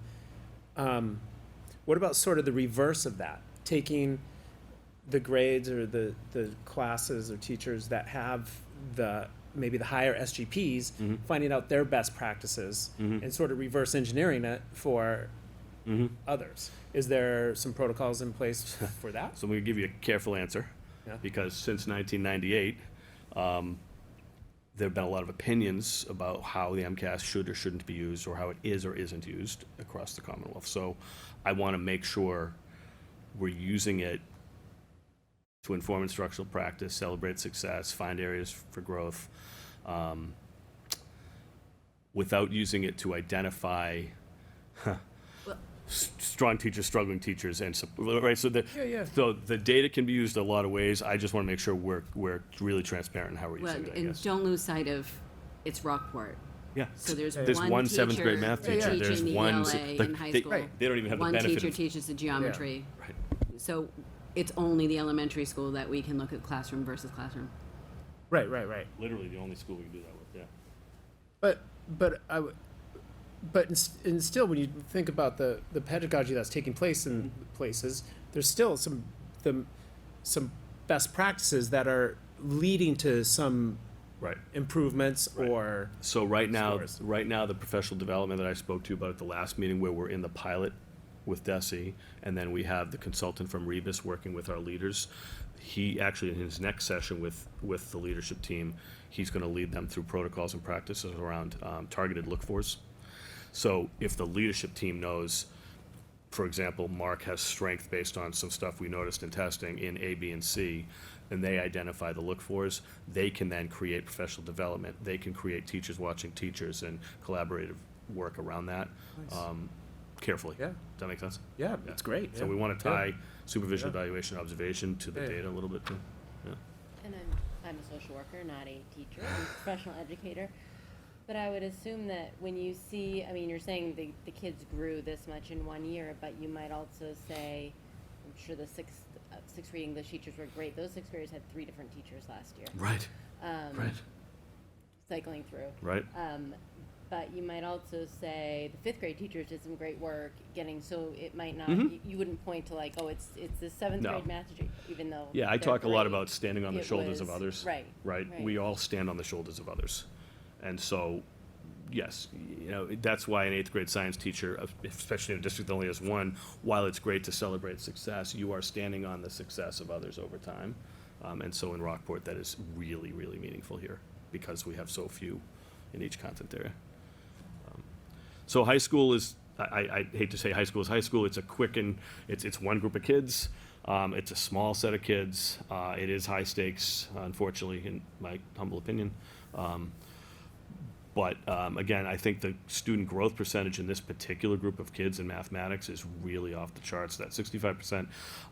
It's tough to see growth a lot of times with high school kids, right? If you've been a high school kid, you've had high school kids of your own, you know they're 3/4 baked by the time they get to freshman year. You know, they're almost fully cooked, so they know they're a math leaning kid, or they know they're a social studies kid, or they know they're an English kid. It's sometimes harder to get those kids to grow in a certain subject area if they go, well, I'm not going to be a mathematician, or I'm only a science kid. I don't like to write or study history. So that's a pretty decent SGP for high school math, and that's not to minimize 54% in English either. Overall, the scores are great, but I think the main concern here is there is a group of kids in every area who Yeah. did not meet. Yep. We don't often see that in ELA, in Rockport. Yep. So going in and looking at those kids and getting them the supports they need for the retest time is something that we'll really have to focus on. Yep. And again, those are tiny numbers. There's 42 kids in that 10th grade It's test 2 sample. students. 5% Right. of 42 I is know. 2 students. Right. 2% of 41 is 1 student, right? Yep. This is the problem with percentages, Yeah. right? I mean, Agreed. Yeah. these are tiny, tiny So numbers. we're doing the dive by name. Yes. We're doing it by name. Yeah, I appreciate that. I think in some cases, the numbers are so small, you almost can't report them out. Mm-hmm. So Mm-hmm. those are tiny numbers. So when we move into the bar charts, and hopefully you'll have some questions or you can have your own aha moments with this, this is the same data, just presented differently. It's a little scary to start seeing like class of 2031 and 2032 in slides. I was shaking as I was typing some of these. So, you know, this is our current 9th graders, which means the 2023 scores are their 8th grade scores, and then 22 is their 7th grade, just to make sure we're all interpreting this the same way. So it's our current freshmen, their 8th grade scores from last year, and their 7th grade scores. And again, this was, and 72 kids, and this was 51% growth. And so I won't talk through every one of these bar charts because I think they do, to some extent, speak for themselves. What Jody and I have looked at already as a team, and what we'll work with content leaders and teachers to do, is look at the left to right movement and really understand why. Because sometimes you'll quickly look at something and you'll say, oh, well, in the meets and expectations category, it looks like you dropped, and then you don't realize what happened is in the exceeds expectation, you went up, for example, or you don't see that left to right shift. So you're really looking for, so, you know, you see 4%, for example, here, 4% not meeting exceeding going to 10%, but you see 49% move to 51. So there's this particular one, while there's 51% growth, there's still a lot of work to do here in the current 9th graders when it comes to ELA. Particularly in the achievement categories. So these bar graphs, I think I like using these as a visual to work through with faculty members. Current ninth graders in math, relatively flat. I mean, the good news on this particular one is the move from more kids moving from partially meeting to meeting over time. That's a nice move. So it looks like a couple dropped down to the right, but more of them moved from the right to the left, which is encouraging. Mark, could I just make a suggestion for future years? Mhm. Because we tend to read from left to right. The state reports it this way. So Okay. they like the most important thing on the left, not the weakest thing on the left. That's It's a weird. psychological thing. If you see the weakest thing first, you'll focus on it. I'm just telling you what the educational psychologist taught me in data Yeah, sure. reporting. They want Okay. your eyes to focus on the highest level first on the left. I don't mind changing it, but all of the Okay, state yeah, reports come yeah. in this way. All right. You about to say something, or? You both kind of alluded to it, but talking about the standing on the shoulders Yep. of others, and then talking about the 4th and 5th grade implementing different programs, I think it'd be really interesting to see, maybe after a 3-year cycle or so, how certain cohorts started years with some changes we've made to the curriculum or Mhm. resources, Mm-hmm. and kind of overlay those changes on top of the scores as well, if there was a way somehow to report that. Yeah. Implemented, third year of math implementation. Right, and what, and coincided. how that is translated, because like, for instance, I know 7th grade math started the illustrative math using the advanced program.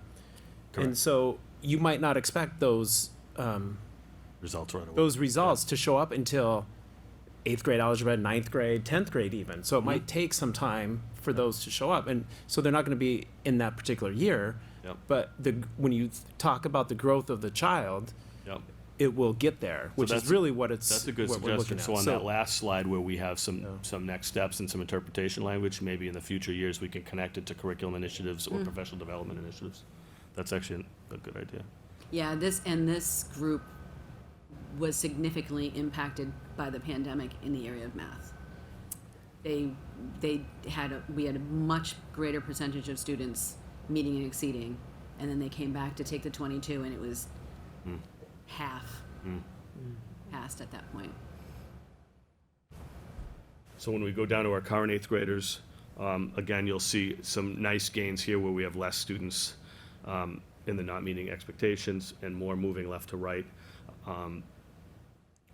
And so that's kind of a healthy jump. This is the identifier to speak to the 61% student growth percentage here. 20% of those students in exceeding expectations is, that's a huge improvement.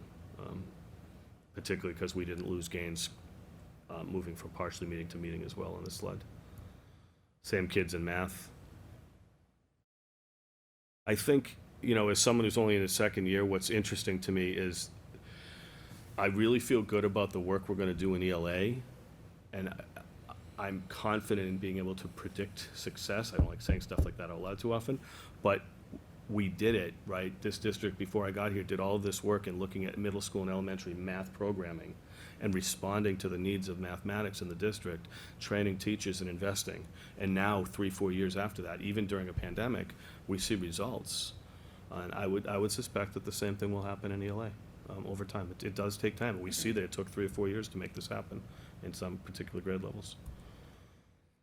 So I won't step through every one of these in detail because you have them, and I'd rather get to the point where you have particular questions and I can go back to certain charts. But again, just to highlight our 6th grade data from last year with that 66% is really, really strong.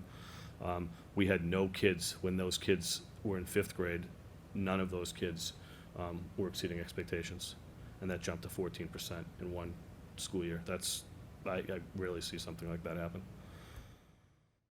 And to Amy's point, when you see 5 or 6 and you look at the N number, right? I mean, we do that math, we go, listen, it's 3, 4, 5 kids, we know them by name, we're gonna talk about acceleration programs, intervention programs, need-based programming, and make sure we're taking care of that right side a little bit. So now we get into the current 6th graders. This math gain, this is one with 60% growth. take a look at how many students, or let me rephrase that, what percentage of students were not meeting expectations, and the jump to 59% partially meeting. So that's when the state celebrates growth and achievement. So we know we're not there yet, right? We only have 40% of students in the meets expectations or exceeding, but we were starting at a really low spot with that particular group of students. So this is a celebratory slide and celebratory data, even though we have lots of work to do to get over to the left-hand side. So I'll jump to takeaways and I'll let Jody step us through these. In terms of going back to the accountability data, we kind of rushed through those pieces because we didn't have every single report up there, but there were significant gains in growth in the high school, significant gains in those high school completion indicators, which were dropout rate, graduation rate, 5-year completion rates, significant gains in the middle school achievement, and gains in the achievement for elementary school math, and then the growth for both ELA and math for the elementary school. And then we scored all 4 points. We had 0 before, and this year had all 4 points to get the chronic absenteeism up. And then I'm jumping over the top right, just another highlight is 11 out of 12 of those student growth percentiles were higher than 50%. So we really thought that that was phenomenal. When going back through this data as a cohort, so the same kids over time, looking at that 9th grade cohort, we really need to look at those kids who are not meeting expectations and provide them with the support they need to pass those tests before they graduate. And it's something that I looked at, that the number of kids who have not met expectations has grown each year since 2018. In that Mark cohort. didn't want me in that cohort. Mark didn't want me to go back that far, but when I looked at it, it's just gotten larger and larger in both math and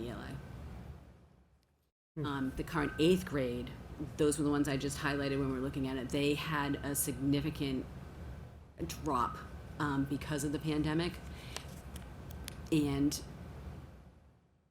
they've made some really good gains since then. We got 10% more got to meets and exceeds, and 12% less out of the partially meets. So you can see that 10% have moved up, and the other 2% is obviously not meeting. But those were a couple of areas that we were really looking at that needed some focus intervention. In terms of what we need to keep working on developing is, as Mark has mentioned multiple times now, in the elementary school, we're providing a lot of professional development in the new ELA program, which is the Into Reading program, but in addition to that, we partner with Keys to Literacy to do instructional practices. So we have the programming and the practices together. The elementary school just worked on beginning reading. The middle school worked on comprehension. We're also implementing FOSS science now in grades 1 through 5, so we should see a pass-through with the skills developing in that area, and we're providing professional development in that as well. The middle school has the same instructional practices PD through Keys. We contracted K through 8 on that, and we are putting them on the list to look at next in terms of a curriculum review. We've done math K through 8, we've done ELA K through 5, and now we think the science in the, and we've done science 1 through 5 in the elementary. So we think the middle school science is the next place to look at for curriculum review. Their MCAS is going to be transitioning to a different model, more performance-based, so we're going to have to look at what they need there. And then the high school need to focus on the transition to testing in physics instead of in biology. I think a key component of this is we shifted after the pandemic with the acceleration model, which is trying to keep the kids in the classroom at grade level as much as possible and doing push-in support, giving them the support in the moment so that they can still have access to the grade level curriculum. The research had been showing that if you pull them out, the gap just widens in what they know and don't know. So I think that is something that we need to really continue. And our reading interventionist, Title I teacher, and math teacher in math interventionist in the elementary school are doing that model, and the middle school acceleration specialist is doing that model as well in the middle school. And I think what we were talking about earlier, in terms of that chronic absenteeism, I think we need to build some more family engagement. I think that's something that's a big piece that's missing, is the family outreach and talking to the families and the restorative practices and conversations that we can have with families to increase the attendance in that area. And then some next steps. So when we talk about a lot of these next steps, some of these we already talked about, that Jody will take the lead on stepping administrators and content leaders through the actual protocol for the review and the data analysis protocol. We'll continue with developing our curriculum review cycle to make sure that we're providing high-quality materials. You've heard a lot about PD, and Amy Rose will come back to the committee to really take a deep dive on that. In the district improvement plan, if you recall, one of the proposed strategies is going to be to implement an MTSS, multi-tiered system of support steering committee, so that we don't have 3 different schools having pockets of practice around this kind of work, and that we have a systemic practice around getting to tier 1, tier 2, tier 3 instructions and supports. And we've already started tightening up our protocols and practices around the IST, which is the instructional support team, that pre-referral regular ed concept, to make sure that we are calibrated across the district in those practices as well. And having our new school psychologist on staff and having a BCBA on staff has no doubt already helped us in some of those areas and will continue to help us moving forward. Yeah, and this next box directly speaks to what you were asking earlier in terms of data analysis protocols and data team meetings. Prior to the pandemic, we would take days and call them data days and give release time with subs and spend a lot more time delving into data. There wasn't as much data over the pandemic to do that with, so that's something we need to bring back. So in addition to department time, curriculum meeting time, curriculum coordinating meeting time, we are looking to make sure that we're collating all of the data from all the data points, not just the MCAS, so that these teams can really look at the data and delve down into it, give them some more time to look at it, and they can do it by grade level and or by department that way. Working with me and with the curriculum coordinators.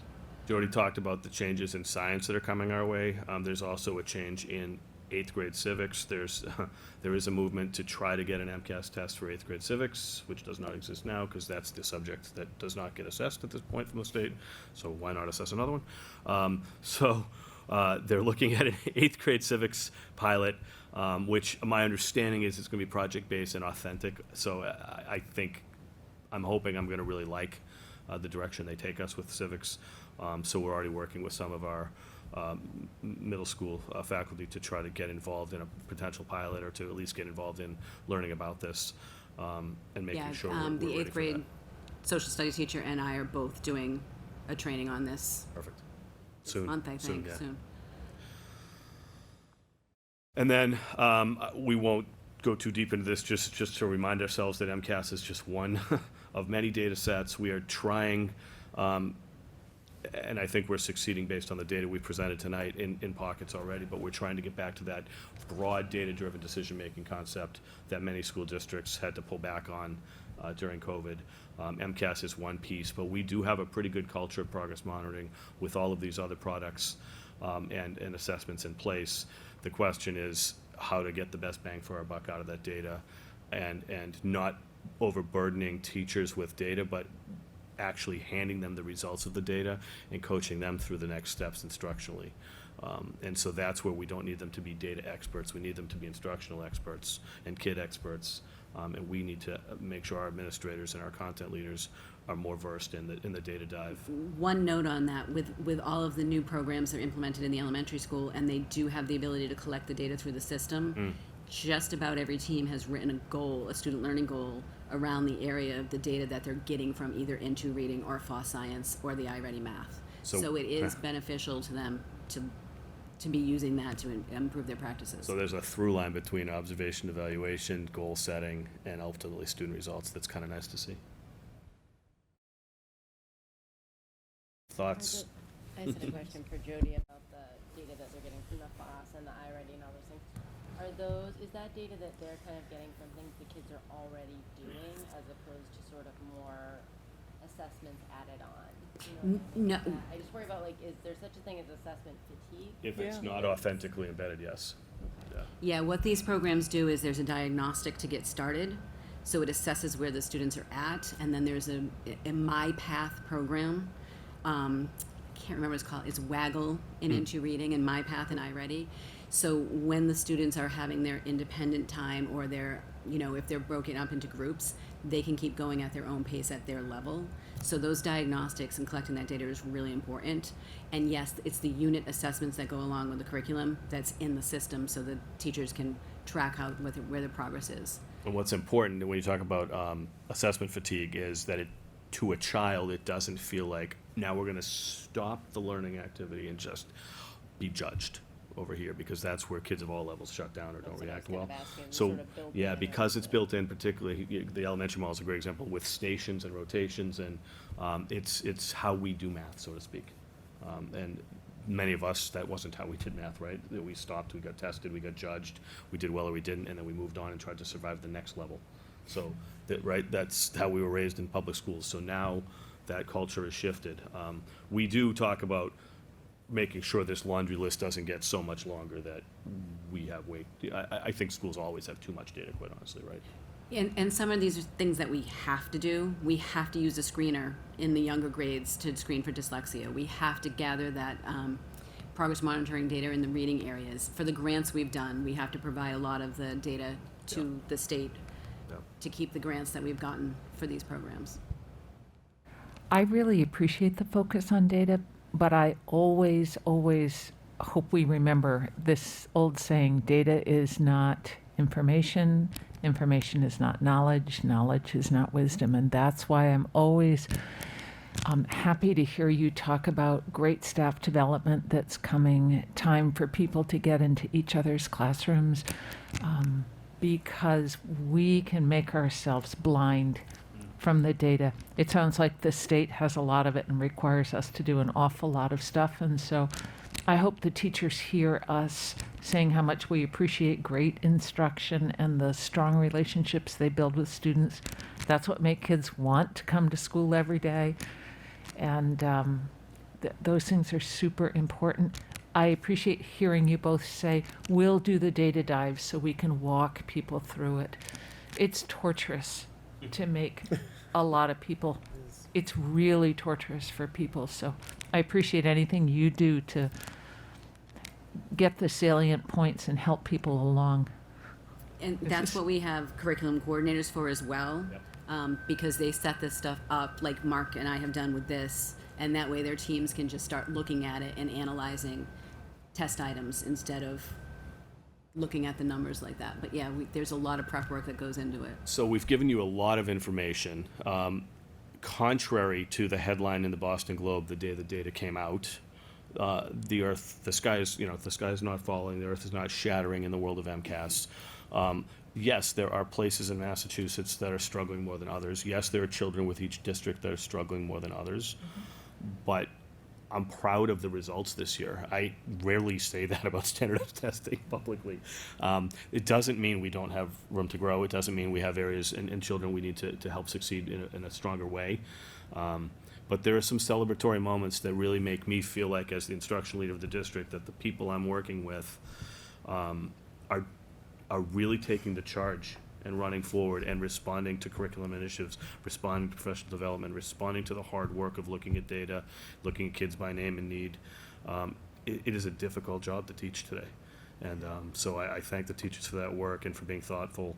And my hope is every year this presentation gets those bar graphs are a little longer. We'll get 3 years of data and 4 years of data, and we'll start to see some more success and own the struggle and respond to it. So my hope, and we talked about this a little bit at the beginning, and I'll put some closure here, but my hope is when we have the teams do their analysis, we're going to be a little thoughtful about doing a check-in in March and April right before they take that next MCAS to really have them self-assess. How did we do prepping these kids based on what we said we were going to do in October and November? Like we all hold ourselves accountable in that way, and I think that'll be an important piece to moving the work forward. So that's all we have. If you have any final thoughts.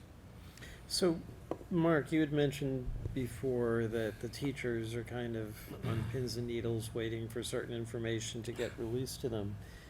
and you were thanking them for the progress they've helped evince. Yep. Is there some sort of internal recognition of this was a great achievement, or this was an achievement, or is it, I know there's always a rush to, now let's implement and see if we can improve it, but is there a moment internally outside of this meeting to kind of celebrate the success? Probably not enough yet. Okay. I did send an email to the middle school staff right away, just congratulating them on the work and the achievement of being one of 66 schools identified for growth. We're quickly working on, I just can't share it tonight because I just sent it to the leadership team. We're quickly working on a process where we're going to have teachers and staff members help us put media releases out. So we have people say, listen, we'd like to get in the Gloucester Times, we'd like to get something on our websites, and we'd like to get information out through our different socials to say, hey, Rockport's actually pretty proud of what the work we've been doing with kids, and we have some evidence to prove that. So we have started to celebrate internally. We'll do more after tonight because this is really the public presentation. And then I will show you, hopefully, an updated media release protocol that we're drafting right now at our next meeting. Great. Awesome. Thank you, Jody. Thank I just you. want to say thank you, and I feel like every year the format is better and better and better as far as being able to understand and the accessibility and look at it in different ways, so thank you.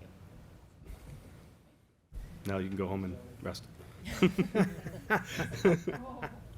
Finance update. Is there more that we have to hear from June? I don't, I'll make it quick. I was just gonna give you an update on this year's capital outlay, just since we're on that theme of where we're at on our projects. We did complete, as you know, the gym floor that became outside of what was originally planned, which is fabulous. Our STEM science furniture is in. We've discussed that at past meetings, and if you haven't yet scheduled a time to go take a walkabout, please do. Our preschool playground, which was our second priority, that is still hanging out there for many reasons. One, we've actually changed even where we're locating it. Before, when it was originally just going to be a new piece of equipment put in an existing spot, put a fresh layer of rubberized chips and maybe fix the fence, is now a whole new location, reassessment of the type of equipment, and then also the financing glitch of the fall town meeting where certain dollar amount was stated and that wasn't the amount, so straightening that out. But I'd rather see that done correctly than quickly. Yeah. So the third one was the tractor. Kirk obviously had his plate very full this summer. The tractor that we have is still chugging along, and we hope to just lock that down this fall and let's get it ordered. The carpet and tile, the year 1 of 2 is completed, as well as the blinds is happening now. So that will be completed by the end of October. The maintenance truck, same as the tractor, we're still plugging along with the truck that we have. Kirk is working with the DPW that they had just recently acquired a truck that he really, really likes the features, and that they had a really good experience with a particular dealer off the state bid list. He'll be working with them, and we'll get that taken care of this fall. And then the final one, we've already beaten this to death, is our gently used multifunctional school activities bus. And you've already heard about the stories on that, and that we do have one on hold. And that is all our projects. The one extra project that is starting right now that we took off of capital outlay last year, we were going to do a multi-year lighting project and ask the town to pay for it. We did go through a vendor that allows you to be billed directly on your electrical bill, and they take care of everything, and they have started work already in the high school. And Kirk has taken a walk through and just is so impressed with the quality of work. Yep. The cleanliness of the work. I mean, they're working around the schedule of the high school and the middle school, and the quality of the product as well. So that is moving along very well. And you anticipate having a fund flow update at our Yes, next meeting? there were some tweaks to last year's budget. So my information would have been incorrect. So Okay, we're going to adjust and get it to you next time. okay, that's a foreshadowing and intriguing. No, and it's fine. We're still all right. We're still okay. There's Let's put it no that way. bad news. No, we're still okay. School committee discussion, walk-on items. Anyone? I have one. It's my favorite nagging question, but I think there has been some progress, at least based on an email I got from Dr. Waller regarding the observatory. So I'll tell you what I know. That's great. So Dr. Waller has actually been working with Kirk to make sure that we have a site. So my understanding is we've picked out a site somewhere over by the one end of the tennis courts. He has done what he does to make sure it's appropriately aligned. Kirk is working with him and the town to make sure we can get a concrete slab that's poured appropriately. And then I'm going to do this less eloquently than he will, but it's basically, think about a Reed's Ferry shed or a custom-built shed or on top of it. That's how that'll be, right? That's how that'll be built, and then the telescope will be somehow permanently locked into either the cement or some infrastructure that's built. And it is actually moving forward, and I do anticipate seeing this project completed, which I think people have doubted for a while. And, you know, kudos to Dr. Waller for like just putting his head down. Persistence. Yep. Persistence pays off, you know, and so he's a good model of persistence, if not anything else. So thank you for his dedication effort. And I'm confident, based on conversations I've had previously with him, that the students are going to, the science department, the students Yeah. are really going to benefit from having something like this So exciting. right on the coast. It's going to be pretty cool. The only other thing, Mr. Chair, I have as a quick walk-on is just we had a successful evacuation drill today at RES. Families were notified through emails. Thank you to the Chief Horvath and the police department for their work helping us coordinate this. Thank you to the leadership team and Martha Robinson for taking the lead on a lot of our safety work this year. And that was one of two. So you know that we do the ALICE protocol. The E in ALICE is evacuation. It's been quite a while since we've done that kind of work. And so we're doing what's called controlled evacuation drills right now. Not really not like a hyper focus on the unfortunate possibilities that would lead to an evacuation, but really about the process of evacuation. And it went really well at the elementary school. So I thank the staff and the neighborhood. We sent emails out to the neighborhood through the town administrator's office just to let them know that they would see hundreds of children and adults walking through the neighborhood, not to be that alarmed. So we have one more middle school, high school soon. That's all I'll tell you. Coming soon. Did we request a visit from a comfort animal? I was just thinking about that. So Luna's handler is out sick right now. So Okay. when he is back, I will have him. 'Cause Luna has a badge. I will, think yes, we I will need have to- Luna pay a visit to the school committee if that's a request. That would be excellent. Do we have a need for executive session? We do not. Do I have a motion to adjourn? So moved. All those in favor? Aye. Meeting's adjourned. Thank you, everybody.